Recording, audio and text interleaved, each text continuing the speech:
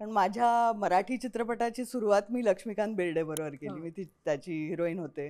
मग हम आपके हैं कौनमध्ये भाभी झाले. आणि त्यामुळे आमचं नातं इतकं सुंदर होतं. म्हणजे तो मला धाकट्या बहिणीसारखंच वागवायचा सेटवर. मला वाटतं की मी जरा खूपच मवाळ झाले आता. एक असा जीवनसाथी मिळणं ही खूप भाग्याची गोष्ट आहे की ज्याच्याबरोबर जो माझा अत्यंत जवळचा मित्र सुद्धा आहे. म्हणजे नवरा बायको मध्ये अनेकदा संवाद कमी होऊ शकतो, पण एक मित्र म्हणून तो असल्यामुळे तो संवाद कधीच संपत नाही. स्वदेशसाठी तर त्याला नॅशनल अवॉर्ड मिळायलाच पाहिजे होता. इतकं उत्तम काम केलंय त्यांनी. घरी जबाबदारी आहे, त्यांना वेळ द्यायचा, याच्यामध्ये करिअरचे काही ना काहीतरी चांगले प्रोजेक्ट्सही येत असणार त्या दरम्यान. तर ते सॅक्रिफाईस तुम्ही हो ऑफकोर्स. म्हणजे ती तेवढी, कारण तुमच्या मुलांसाठी तुम्हीच असता. ही अभिनय बरोबर ही तिसरी पिढी आहे ज्यांच्याबरोबर मी काम करते. कारण मी प्रियाच्या आईंबरोबर पण काम केलं होतं. आता माझा मोठा मुलगा 23 वर्षाचा आहे, धाकटा आता 21चा होईल. तर त्यांना आता जरा वाटायला लागलाय की आपण जरा भाग्यशालीच आहोत, आपल्याला काय मस्त आई बाबा मिळालेत. मध्यमवर्गीय मराठी कुटुंब जे असतं ते खूप साधं असतं. आपलं जगणं खूप साधं असतं. आपल्याला दिखावा वगैरे करण्यात फार रस नसतो आणि शिक्षणावर आपलं जरा जास्त लक्ष असतं. मी आजही मुलांना जेवलास का हे जे वाक्य आहे ते मला लहानपणी खूप इरिटेटिंग वाटायचं. आता मला भूक लागली तर मी जेवेनच ना, पण आता मी तेच करते. ब्लॅक अँड व्हाईट फोटो जुना शेअर केला, त्याच्यामध्ये सगळी घरची मंडळी, महिला मंडळी खूप सशक्त आणि महिला सगळ्या अगदी इतक्या मस्त महिला, वेगवेगळ्या छटा, आज्या दोन्ही, माझी काकू, आई, म्हणजे आणि लहानपणी माझी मावशी सुद्धा माझ्यावर खूप मोठा प्रभाव आहे. मंडळी नमस्कार, मी प्रेरणा. तुम्ही बघताय सकाळ प्रीमियर. विविध कलाकारांसोबत आपण मुलाखत करत असतो, गप्पा मारत असतो. आजच्या मुलाखतीसाठी मी खूप उत्सुक होते, कारण सगळ्यांचीच आवडती लाडकी अभिनेत्री रेणुका शहाणे आज आपल्यासोबत आहे. नव्या चित्रपटाच्या निमित्तानं आपण त्यांच्यासोबत गप्पा मारणार आहोत आणि बऱ्याच इतर गोष्टींवरही बोलणार आहोत. रेणुकाजी, खूप खूप स्वागत आहे तुमचं. आणि आजचं निमित्त उत्तर आहे, कारण त्या चित्रपटाबद्दलची उत्सुकता आहे. ज्या पद्धतीचा आम्ही टीजर वगैरे मध्ये बघतोय त्याने उत्कंठा निर्माण झाली आहे. पण सुरुवातीला त्याच निमित्तानं असा प्रश्न की आईची किंमत कधी कळते? वेगवेगळ्या वेळेला आणि वेगवेगळ्या टप्प्यांना आपल्या आयुष्याच्या आईची खरी किंमत कळते. म्हणजे एक नक्कीच स्वतःचं आयुष्य जर मी पाहिलं वळून, तर कॉलेजचं वय जेव्हा असतं किंवा त्याच्यानंतर सुद्धा नोकरी वगैरे, हे जेव्हा सुरुवातीचे जो काळ असतो तेव्हा मला वाटतं की ते नातं तर असतंच, म्हणजे ते कुठे जात नाही. पण तरी ते जे काय एक शेअरिंग असतं किंवा एक आपल्याला धन्यवादाची जी वृत्ती असते आई बाबतीत, ती तितकीशी त्यावेळेला झालेली नसते. पण नंतर आयुष्यात, म्हणजे मी तर माझ्या लग्नानंतर, माझ्या मुलांचा जन्म झाला त्याच्यानंतर आणि जसजसं वय वाढत गेलं तसतसं म्हणजे जास्त आणि जास्त ते अगदी प्रकर्षाने जाणवतं की बापरे, आपल्या आयुष्यात आईचा किती मोठा हात आहे आणि किती मोठा वाटा आहे. तुमच्या मुलांच्या बाबतीत ते जाणवतं त्यांना? ते रिअलायझेशन एका वयानंतर असतं ते? मला वाटतं आता व्हायला लागलंय त्यांना. म्हणजे आधी कसं लहानपणी तर म्हणजे त्यांचा तो अधिकारच असतो ना, लहानपणी त्यांना काही तसं विचार करण्याची सुरुवात झालेली नसते की आपल्या आयुष्यात कोणाचं स्थान महत्वाचं आहे. कारण त्यांच्यासाठी ते स्वतः महत्वाचे असतात. ती फेज सगळ्यांची तशीच असते बालपणाची. त्याच्यानंतर तुम्ही मित्रमैत्रिणींना डिस्कवर करत असता, बाहेरचं जग, म्हणजे जरा घरातून बाहेर पडणं हे सुरू होतं. आणि त्यामुळे त्या काळात सुद्धा ते असं वाटत नाही की अरे बापले, आपल्या आई वडिलांनी आपल्यासाठी किती केलंय, असं नाही. पण मला आता माझा मोठा मुलगा 23 वर्षाचा आहे, धाकटा आता 21चा होईल. तर त्यांना आता जरा वाटायला लागलाय की आपण जरा भाग्यशालीच आहोत, आपल्याला काय मस्त आई बाबा मिळालेत. तर मला वाटतं ती फेज आम्ही खूप एन्जॉय करतोय, रानाजी आणि मी. कारण आधी म्हणजे कसं की पूर्णपणे ते आपल्यावर अवलंबून असतात. आपण त्यांच्यासाठी निर्णय घेत असतो, आपण पण पालक म्हणून चाचपडत असतो आणि आपण पण ते निर्णय बरोबर घेतलेत की नाही ह्याचं आपल्याला त्यांच्या व्यवहारामधूनच कळतं की अरे, हा निर्णय बरोबर होता, हा निर्णय आपण जरा वेगळा घेतला असता तर बरं झालं असतं. त्यामुळे एक पालक म्हणून पण आपल्याला रिअश्युरन्स मिळत नाही की आपण खरंच चांगले पालक आहोत का. आणि ते ॲक्च्युली अश्युरन्स लागतं आपल्याला. अनेकदा असा प्रश्न पडतो की आपण बरोबर मार्गाने चाललोय की नाही. आणि त्याच्यानंतर त्यांच्या व्यवहारातून जेव्हा काही लोक म्हणतात की अरे ह्यांचे संस्कार खूप चांगले आहेत, हे खूप चांगले वागतात, हे खूप चांगलं बोलतात, तेव्हा मग आपल्याला असंच म्हणजे त्यांनी जरी सांगितलं नाही तरी इतरांकडून आपल्याला वाटतं की कळतं. नाही आपला बरोबर आहे मार्ग. तर आता ते सुरू झालंय की त्यांना स्वतःला पण ती जाणीव होतीये की अरे वा आपण भाग्यशाली आहोत वगैरे. पण आताच्या क्षणाला विविध जॉनर असलेले चित्रपट कंटेंट येत असताना हो पॅरेंटिंग बद्दल ही चित्रपट येणं किती महत्वाचं वाटतंय. आणि सध्याच्या ह्याच्यात काळामध्ये जिथे सोशल मीडिया आहे, AI आहे, या हो सगळ्या युगामध्ये ते किती किती ते महत्वाचं, किती खूप गरजेचं वाटतं. मोठं युद्ध आहे आजचा काळ. आणि घर आणि नाती टिकवणं सगळाच प्रकार जरा गोंधळाचा आणि जरा भीतीदायक आहे. आणि त्यामुळे मला वाटतं पालकांवरची जबाबदारी खूप खूप वाढली आहे. म्हणजे माझी आई स्वतः म्हणते की आमच्या काळात आम्हाला इतकी म्हणजे काय म्हणतात कॉम्पिटिशन नव्हतं की बाहेरचं जे काय विश्व आहे त्याचा खूप कमी प्रभाव पडायचा आपल्या वाढण्यात. पण आता इतकी अनेक दालनं उघडलेली आहेत त्यासाठी. तू म्हणतेस तसं AI हे तर इतकं भयावह विश्व आहे नवीन. ते म्हणजे आपल्याला त्याचा स्वीकार पण करावाच लागणार आहे. आपण अपडेट राहायलाच पाहिजे.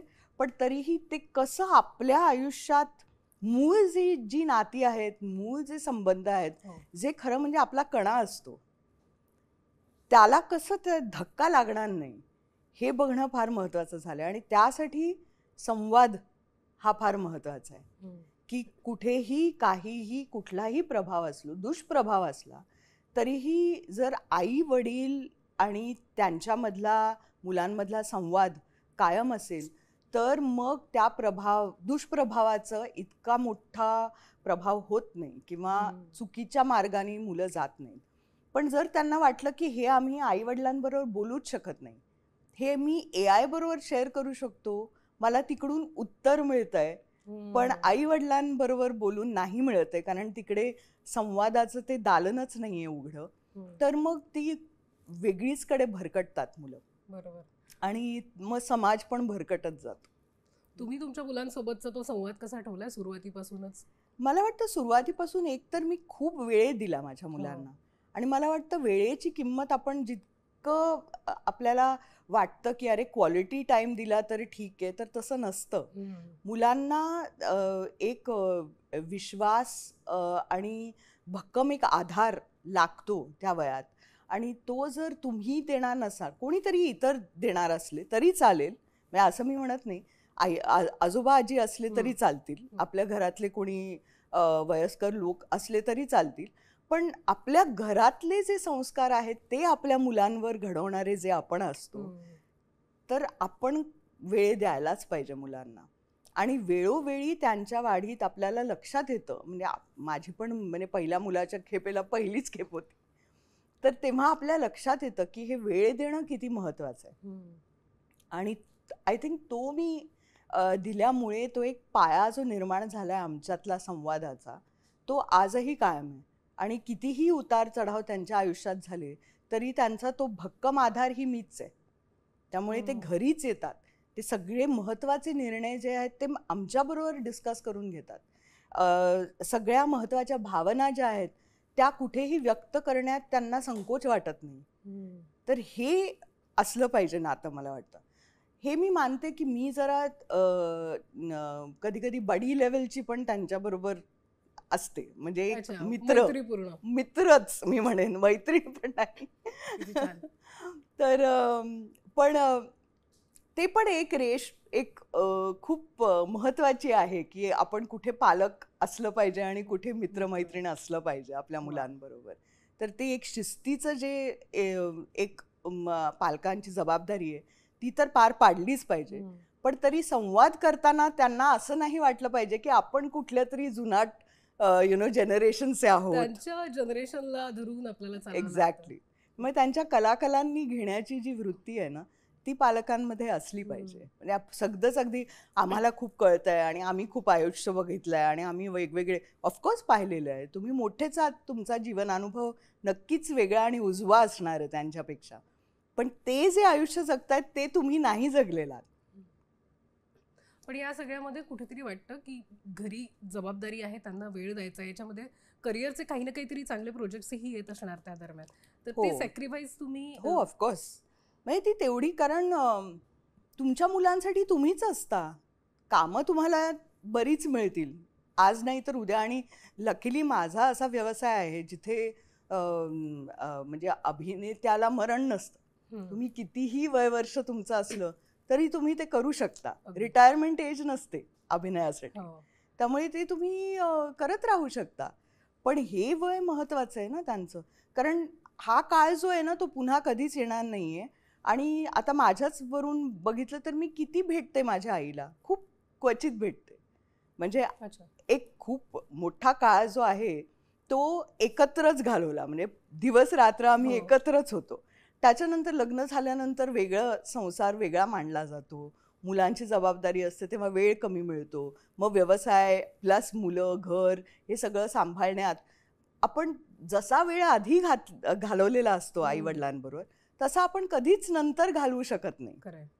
म्हणजे फोनवर माझी दर एक दिवशी असतेच. म्हणजे माझं आईबरोबर संभाषण असतं 2 वेळा, सकाळी आणि रात्री. गुड नाईट, गुड मॉर्निंग असं असतं. असं असतं. वा. तर ते असतं. पण तरीही त्या पद्धतीने नाही, जसं आता माझ्या मुलांचं आणि माझं आहे तसं पुढे जाऊन नसणारच आहे ना.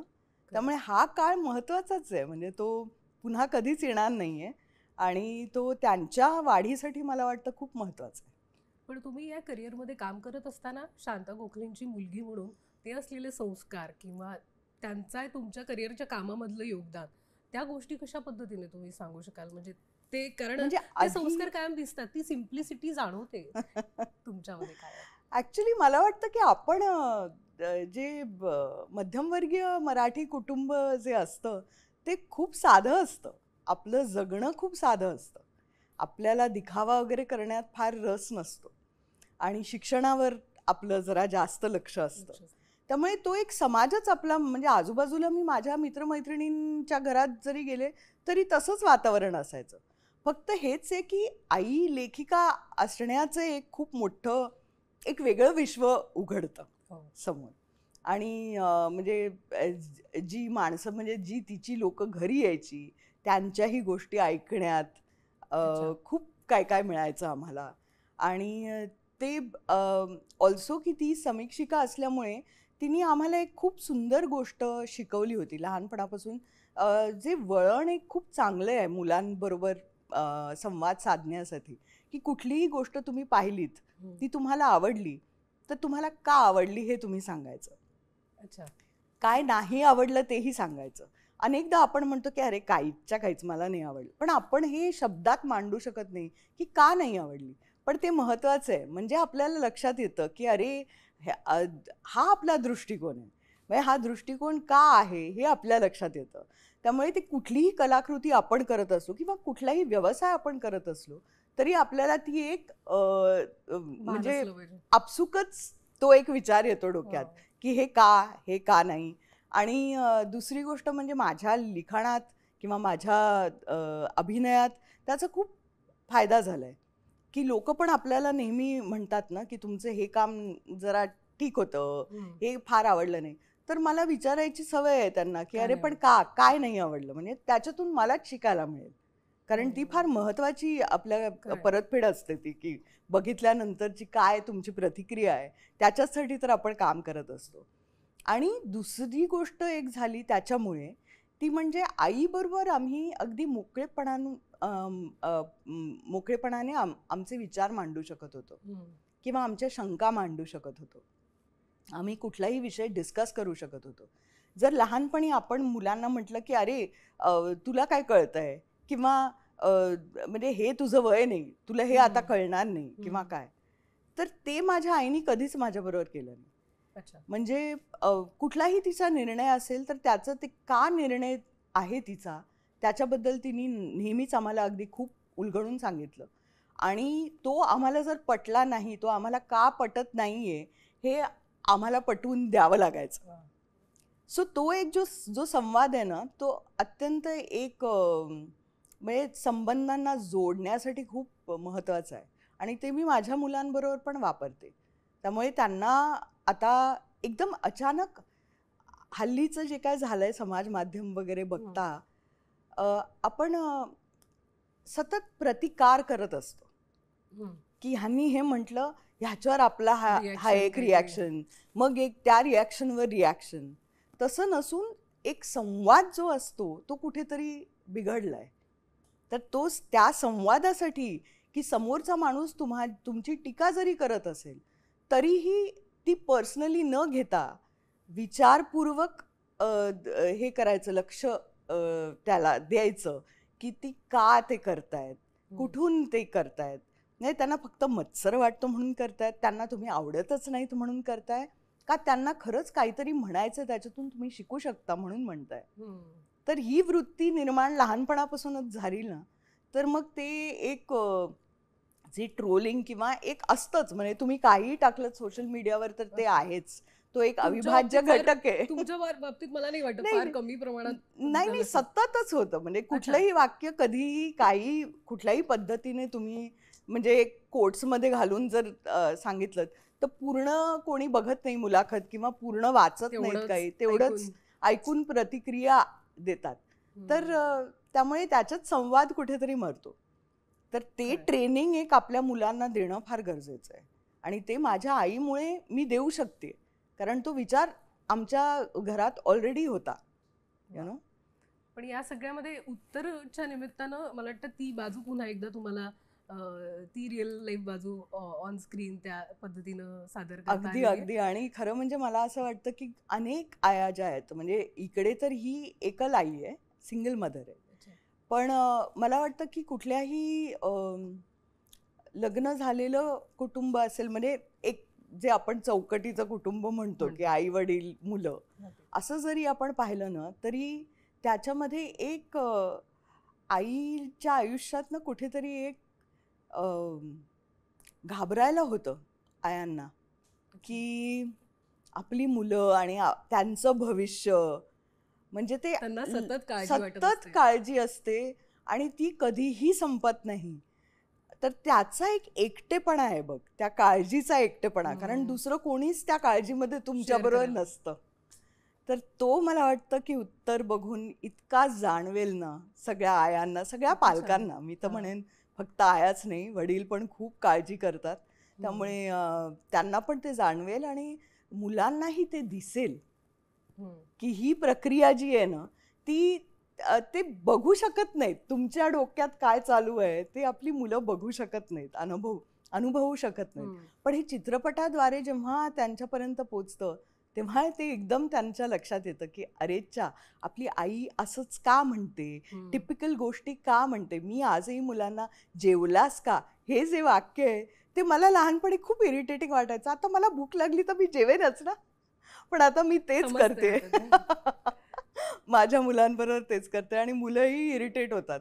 तसाच माझा अभिनय चित्रपटामध्ये टीझरमध्ये बघितला असेल, तो इरिटेट होतो.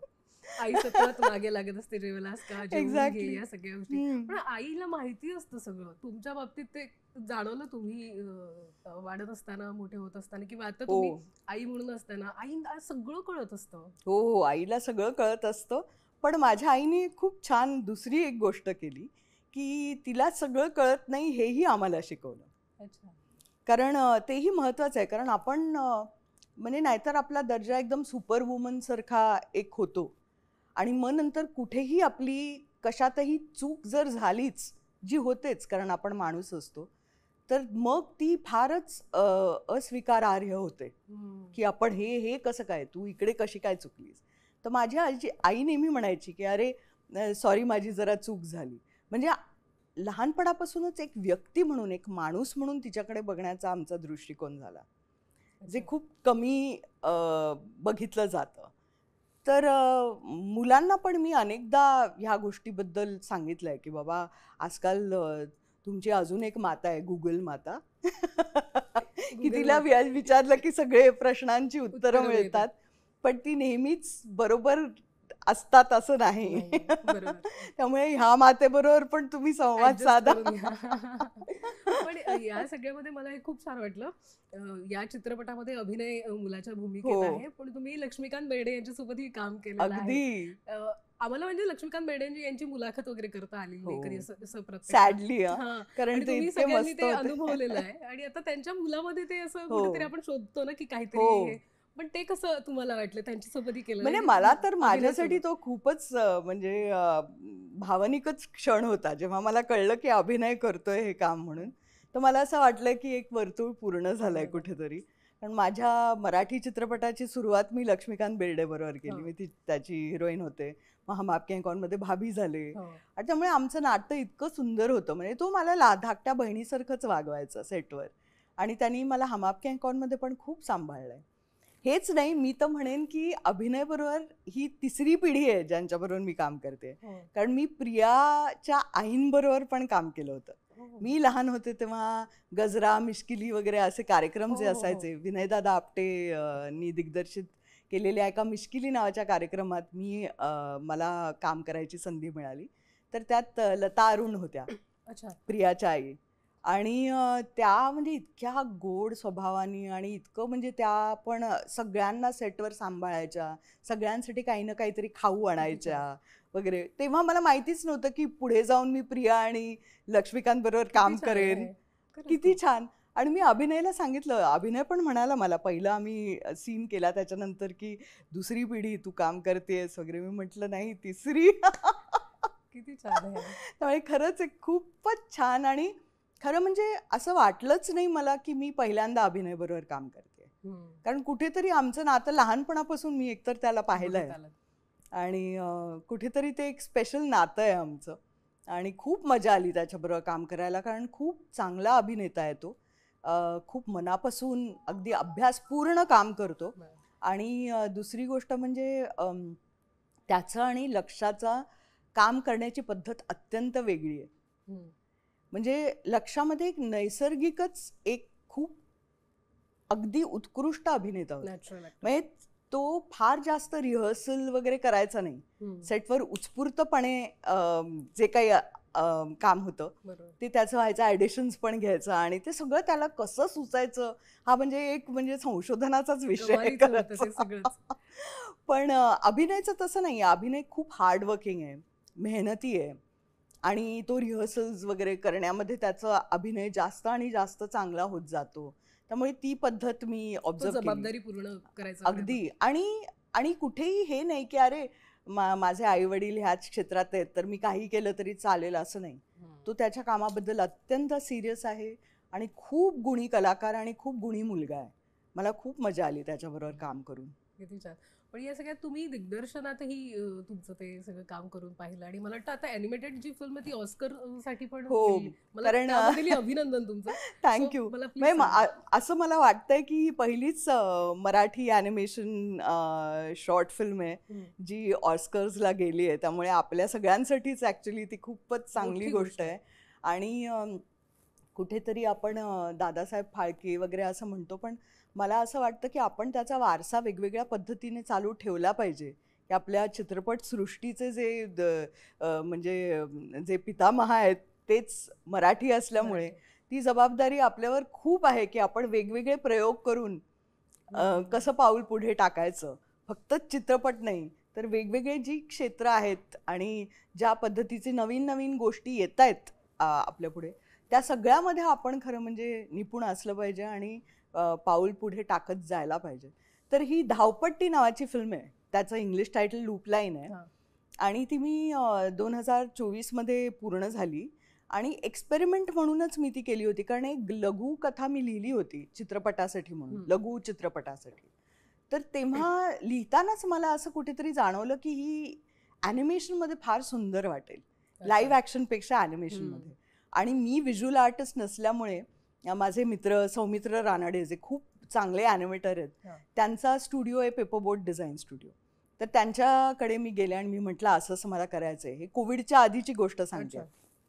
मग ते मला म्हणाले की ॲनिमेशनसाठी कोणीही प्रोड्युसर वगैरे तुला मिळणार नाही, एस्पेशली लघु चित्रपटासाठी नाही मिळत, आणि डिस्ट्रीब्युशन वगैरे काही नेटवर्क नाही, काही नाही.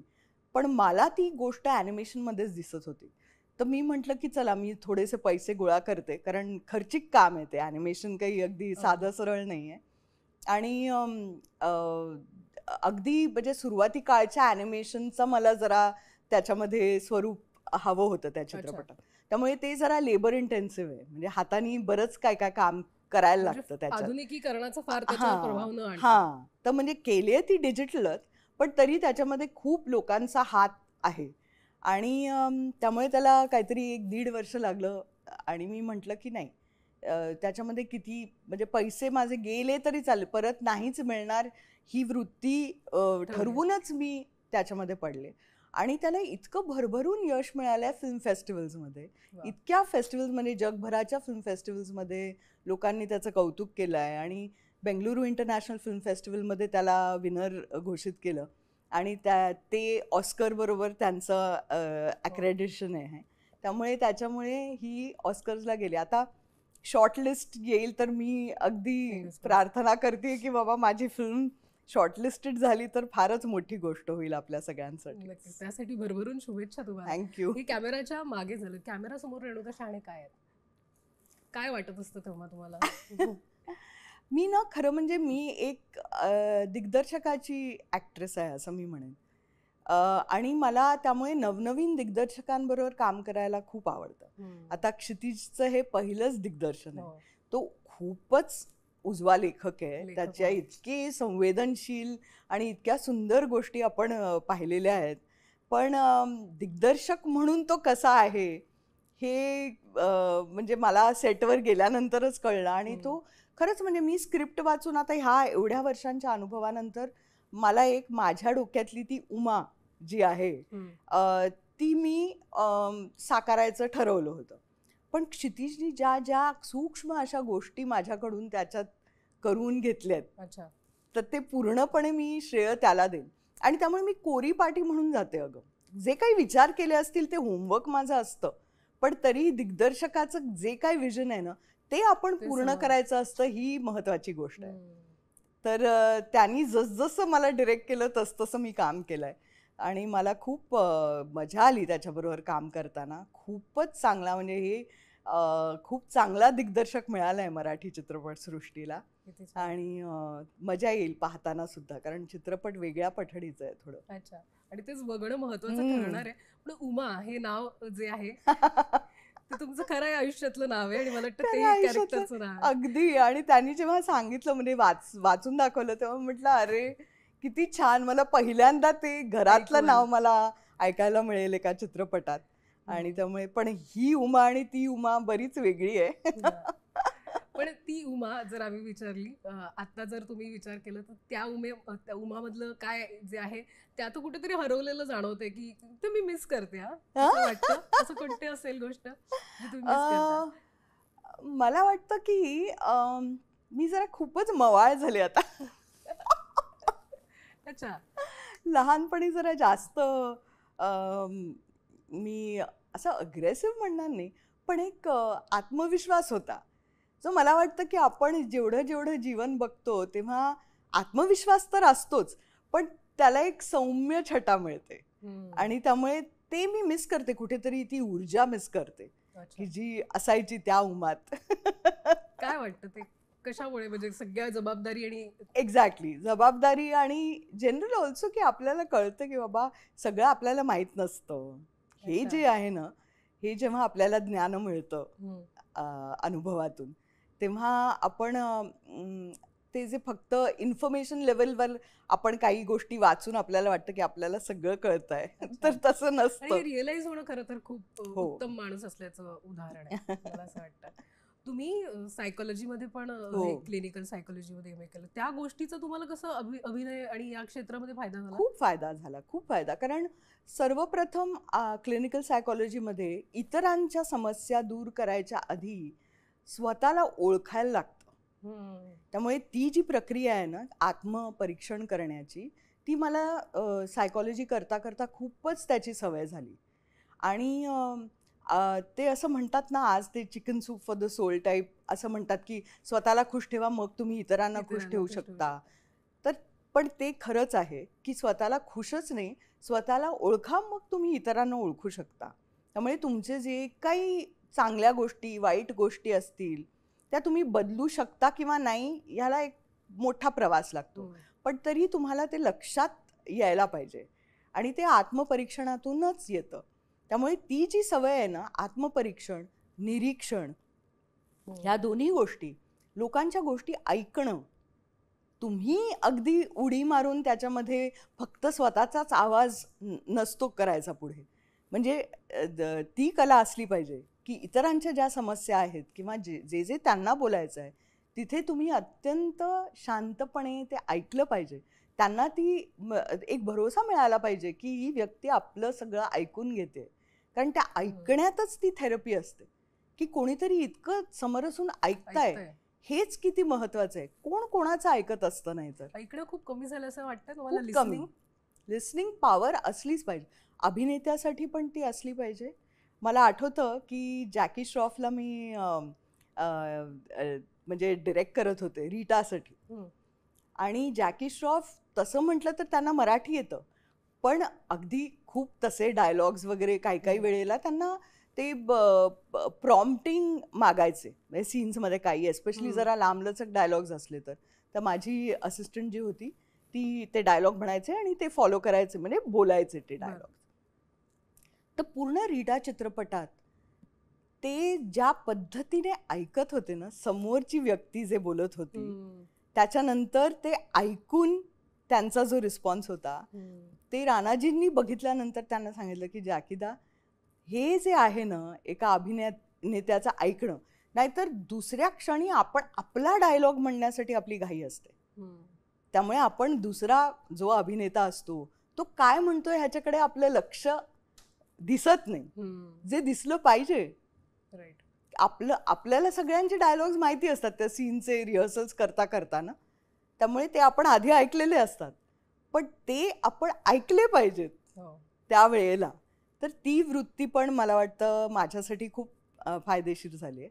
आणि प्लस जनरली एक लोकांना जज करण्याची जी एक कला असते क्लिनिकल सायकॉलॉजीमुळे मिळालेली, माझ्या म्हणजे जे पात्र मी रचते लिहिताना, त्यांच्यामध्ये सुद्धा एक अधिक संवेदनशील पद्धतीने मी रचू शकते.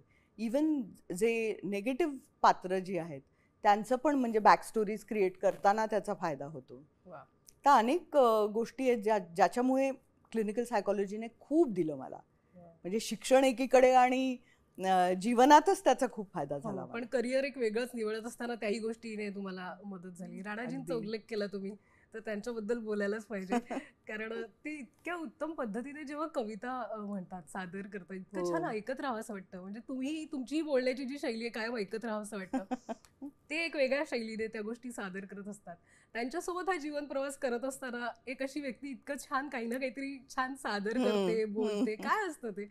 कारण ते जेव्हा मुलाखतीमध्येही कायम सांगता ना, जेव्हा ते तुम्हाला कविता ऐकवायचे आणि ती कविता ती सोशल मीडियावर पण प्रचंड मोठ्या प्रमाणात व्हायरल झाली. काय प्रिय लिखकर नीचे लिख दूं नाम तुम्हारा. काय कमालीच आहे.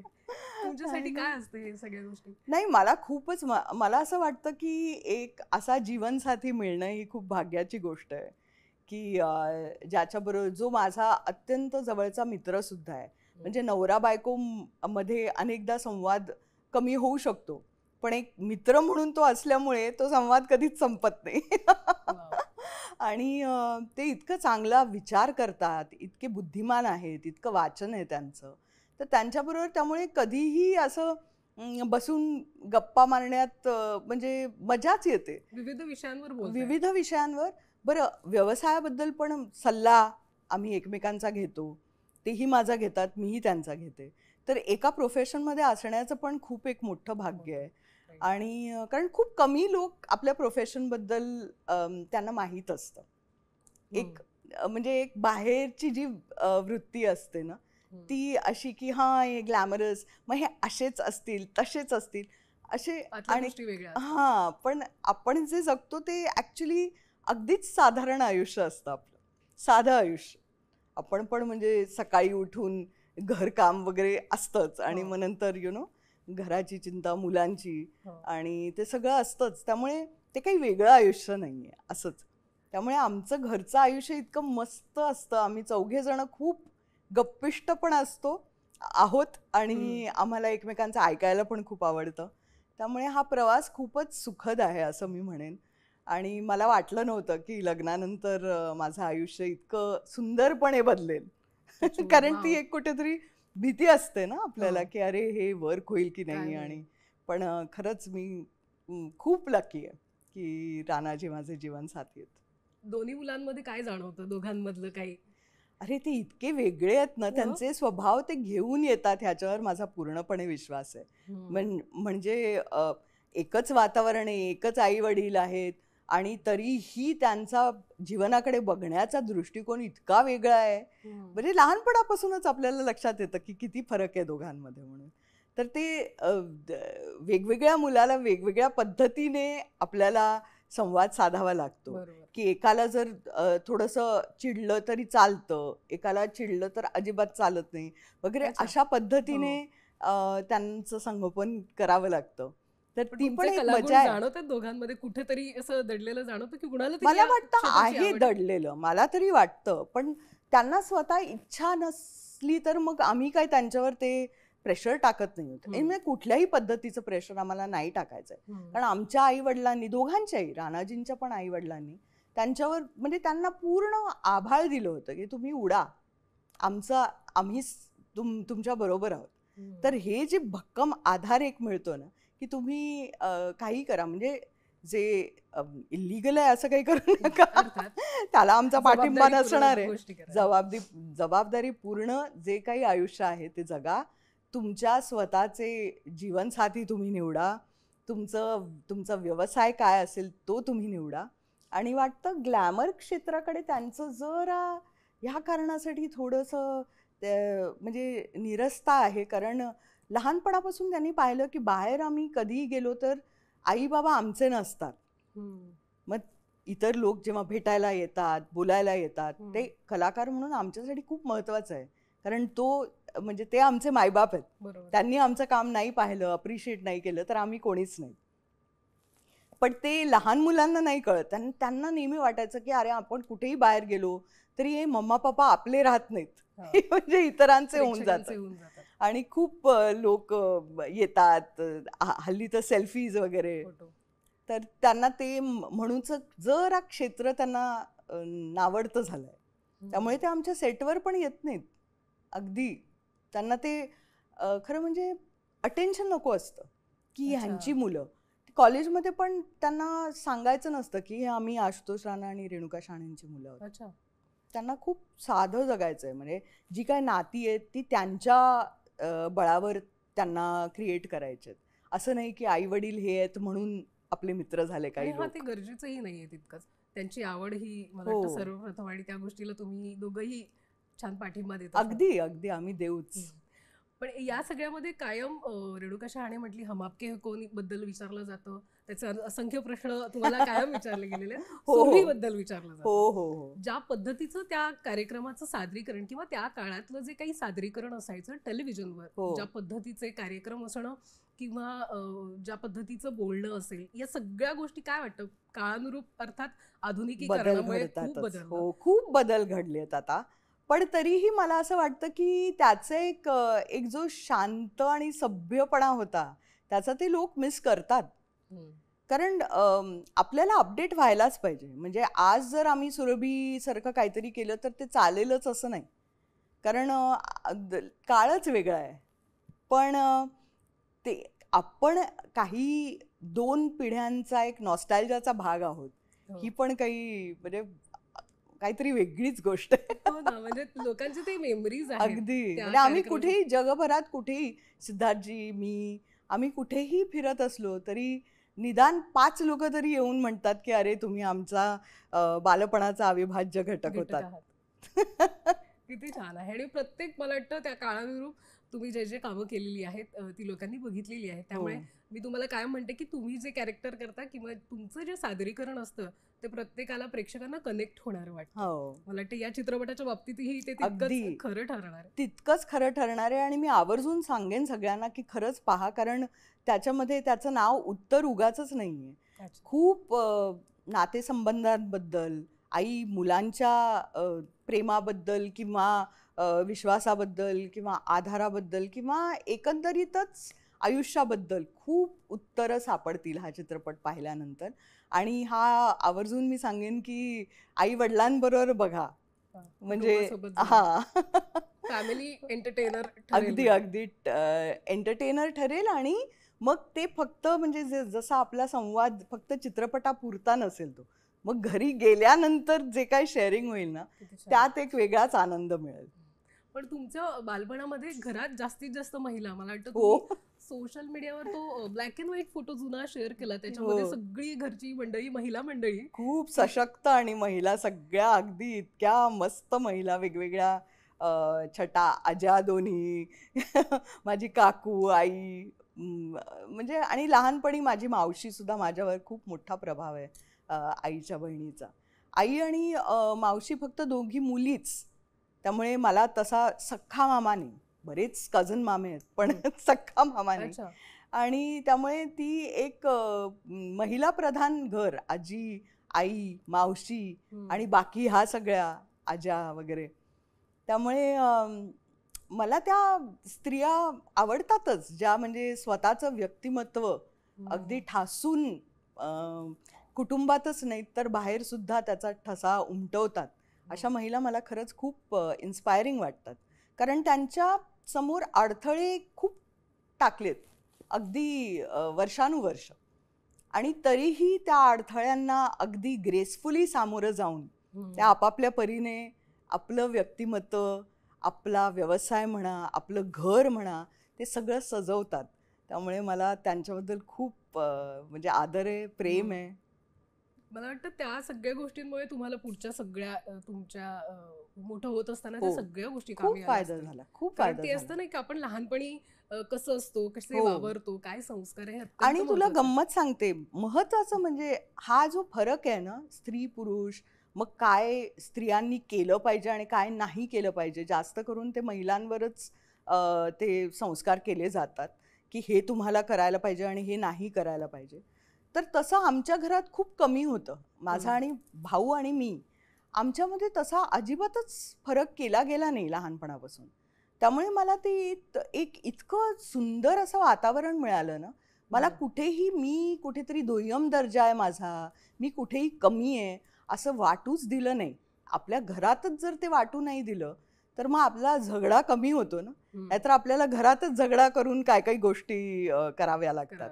तर तो प्रकार माझ्याबरोबर झाला नाही. त्यामुळे ते एक इनफॅक्ट मी म्हणेन की एक चुकीचंच मला एक धारणा निर्माण झाली की सगळ्यांकडेच असं असतं.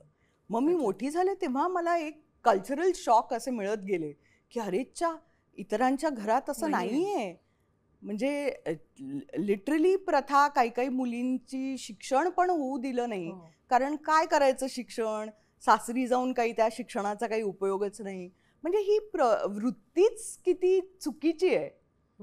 तुमची 2 मुलं आणि फक्त एक फरक स्त्री पुरुष हा असल्या कारणे तुम्ही शिक्षणच नाही देत किंवा कमीच जेवायला देता किंवा शेवटीच जेवायला पाहिजे त्यांनी. आणि म्हणजे ही काही संस्कृती मला काही कळत नाही, बरोबर नाही वाटत. म्हणजे पण मला वाटतं तुम्हाला ते छान पद्धतीनं त्या सगळ्या गोष्टी अनुभवता आल्या, म्हणजे आई लेकीपासून ते सगळं. आणि आता मी अगदी पुरुष प्रधान संस्कृतीच्या घरात माझं लग्न झालंय. नाही म्हणजे आमच्या घरात पुरुष प्रधान पुरुष असले जास्त तरी पुरुष प्रधान संस्कृती नाही. पण मी म्हणेन की आमचं म्हणजे जे एकत्र कुटुंब आहे लग्नानंतरचं, त्याच्यामध्ये तर आहेच ना तिचं. त्यामुळे तेही मी करते आणि हे पण मी करते. आणि त्यामुळे मला त्या सगळ्याचा अनुभव अगदी जगण्यातून आहे. त्यामुळे असं मी बाहेरून म्हणत नाहीये की हे किती चुकीचं आहे किंवा हे किती चांगलं आहे. हे जगण्यामधून, आणि मी आज पण ते जगते आयुष्य. त्यामुळे मी म्हणू शकते की अरे ह्याची काही गरज नाही आहे. आपण आपल्याच घरात आपल्या ज्या महत्त्वाच्या व्यक्ती आहेत, ज्यांच्यावर अत्यंत महत्त्वाची कामं असतात, घर म्हणा, मुलं म्हणा, ही आपल्या आयुष्यात ॲक्च्युली खूप मोठी किंमत आहे त्याची. आणि ती जी जर गोष्ट जी व्यक्ती सगळ्यात जास्त बघत असेल, तर ती दुय्यम तिचा दर्जा असूच कसा शकतो? खरं. आणि आपण आई केंद्रित आपण आईला हे, आईला ते, आपल्या संस्कृतीत आईबद्दल खूप सन्मान आणि आदर आणि असा असलाच पाहिजे असं आहे, हम्म. प्रश्नच नाही. पण आपण तो व्यवहारात किती आणतो? आपण तिला किती सन्मान देतो? लोकांच्या समोर की तिचा जर पाण उतारा कोणी करत असेल, तर किती आपण धावून जातो तिच्या मदतीला हम्म. किंवा तिच्यासाठी म्हणून अनेकदा किती उभे राहतो? गृहीत धरलं जातं. तर ते ते एक आपण विचार करायला पाहिजे त्या अनुषंगाने, की आई एक व्यक्ती सुद्धा आहे आणि ते कुठेतरी ह्या चित्रपटात अधोरेखित होईल. किती छान. जसे रेणुकाताईंची स्माईल गोड आहे, तसे विचार इतके सुंदर आहेत, त्यामुळे कायमच बोलायला खूप छान वाटतं. एक शेवटचा प्रश्न राहून गेला तो महत्वाचा, असा की तुम्ही पुरस्कारांबद्दल आपण बोलतोय की शॉर्ट फिल्मलाही तुमच्या ऑस्कर साठी ती गेलेली आहे. या सगळ्या गोष्टी खूप महत्वाच्या असतात. हो अभिनेता शाहरुख खानला राष्ट्रीय पुरस्कार मिळणं, ज्याच्यासोबत सुरुवातीच्या काळात हो काम हो केलं हो होतं, हो हो खूप जणांना आनंद झाला जेव्हा अगदी अगदी मलाही शाहरुख. खूपच आनंद झाला, कारण तो खूप चांगला ॲक्टर आहे. म्हणजे तो कमर्शियल चित्रपट त्यांनी केलेला आहे म्हणून कधी कधी सन्मान त्याचा हुकला आहे असं मला वाटतं. फॉर एक्झाम्पल कभी हाँ कभी ना मधलं त्याचं काम म्हणा हम्म. किंवा स्वदेशमधलं त्याचं काम म्हणा. स्वदेशसाठी तर त्याला नॅशनल अवॉर्ड मिळायलाच पाहिजे होता. हो. म्हणजे इतकं उत्तम काम केलं आहे त्यांनी. आणि तो आता जवानसाठी मिळाला, त्याबद्दल मला खरंच खूप खूप त्याचा अभिमान वाटतो. आणि त्याला राष्ट्रीय पुरस्कार मिळाला त्याच्याबद्दलही खूप आनंद होतो. कारण ते खरंच. सगळं नॉस्टॅल्जिया आहे ना येस येस तुमच्यासाठी, येस. सुरुवातीचं आणि काम मी असेल. मी खूप अभिमानाने त्याचं आयुष्य बघते. मला हम्म. वाटतं त्यांनी खूप ग्रेसफुली बऱ्याच गोष्टी त्यांनी इतक्या ग्रेसफुली हँडल केल्यात. आणि कधीही त्याच्या बोलण्यातून कधीही नेगेटिव्हिटी येत नाही. हम्म. तो इतका पॉझिटिव्ह माणूस आहे आणि हो. इतरांना सुद्धा इतकं पॉझिटिव्ह ऊर्जा देणारा माणूस छान आहे. गुड वाईब्स देणार. फारच चांगला. त्यामुळे मला त्याला कुठलंही काही म्हणजे त्याचं चित्रपट खूप चाललं तरी मला आनंद होतो. आणि त्यांनी पुरस्कार कुठे मिळाला किंवा फ्रान्स आणि जर्मनीमध्ये पण त्याला खूप पुरस्कार सन्मानित मिळाले, करण्यात आले. सन्मानित केलाय. त्याच्याबद्दल खूप अभिमान आहे मला. किती छान. नेहमीच तुमच्यासोबत बोलताना छान वाटतं रेणुकाताई, आणि मला वाटतं या निमित्ताने छान सविस्तर विविध विषयांवर उत्तरच्या निमित्तानं बोलता हो. आलेलं आहे. मला हे खूप छान वाटलेलं आहे. खूप शुभेच्छा तुम्हाला या थँक्यू चित्रपटासाठी, प्रेरणा. आणि आगामी जे काही कामं कराल त्यासाठी आम्ही कायम उत्सुक असतो तुमचं खूप काम खूप बघण्यासाठी. धन्यवाद. थँक्यू. थँक्यू.